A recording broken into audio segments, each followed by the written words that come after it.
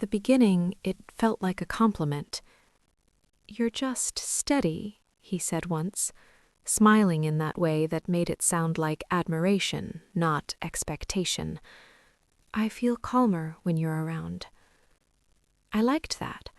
I liked being someone who made things feel less heavy. I had always been the organized one, the person who remembered dates and paid bills on time, the one friends called when something went wrong. Being needed felt familiar, comfortable. He was different, softer, more uncertain. He talked openly about his fears, his doubts, how overwhelmed he felt by life. I thought that meant he trusted me. When he had a bad day, I listened. When he spiraled about work or money or his family, I stayed up late talking him through it. I didn't feel burdened. I felt chosen. "You're my anchor," he told me. "I don't know what I'd do without you." At the time, that sounded like love. I didn't notice how often he said it, or how rarely he asked how I was doing in return.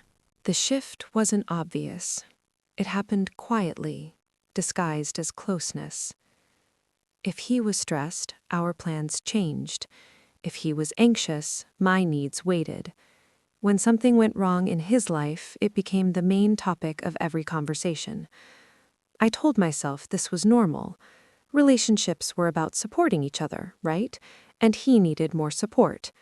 He said so himself. "You're just better at handling things," he explained once, after canceling something I'd been looking forward to. "You don't get as overwhelmed as I do." So I adjusted. I learned to anticipate his moods, to soften my voice when he sounded fragile, to avoid bringing up anything that might add pressure.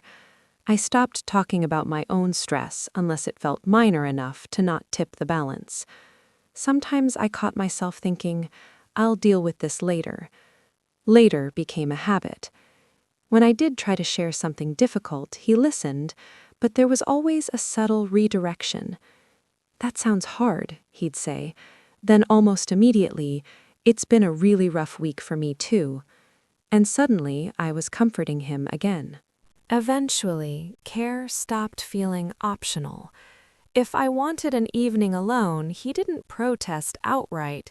He just went quiet, withdrawn. Later, he'd mention how lonely he'd felt. "I just missed you," he'd say. "I guess I rely on you more than I should."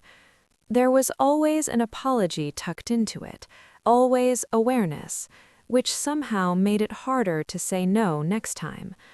When I started doing things independently, seeing friends more, focusing on my own projects, his anxiety spiked. "I don't want to hold you back," he said carefully. "I just worry you're pulling away." So I reassured him, over and over. I adjusted again. What I didn't realize was that reassurance had become a job. If I failed at it, if I sounded distracted or tired or not enthusiastic enough, there were consequences. Not anger, just distance, a heaviness in the room that made me feel like I'd done something wrong. I began measuring my freedom in small increments. What could I do without making him feel abandoned? And when I felt exhausted, I felt selfish for it. The moment that changed everything was painfully ordinary. I was sitting at the kitchen table, staring at my phone, trying to figure out how to handle a problem at work that had been building for months. I felt stretched thin, quietly panicking, unsure where to start.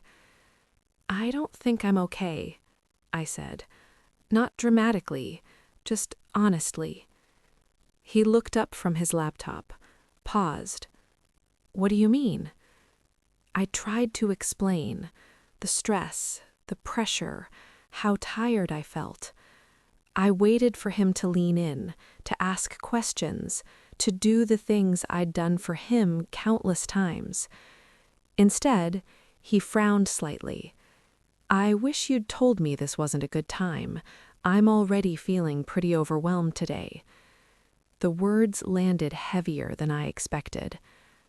"Oh, I said. "I didn't realize." He sighed, rubbing his face. "I'm not saying your stuff isn't important. I just don't have the capacity right now." Something inside me went quiet. Not angry, just clear.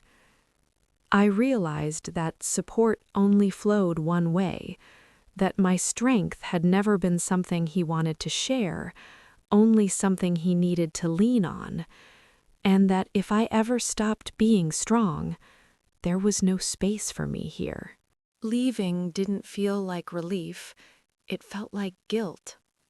I worried about him constantly, about how he'd cope, about whether I was abandoning someone who genuinely needed me. He didn't accuse me of anything. That somehow made it worse. "I understand," he said when I told him I needed space. "I just hope you're okay with knowing how hard this will be for me." I still don't know if I did the right thing. I only know that I was disappearing quietly and calling it love. Now, when I think back, I don't feel angry. I feel tired and aware. Aware that being needed isn't the same as being loved. Aware that strength shouldn't mean silence.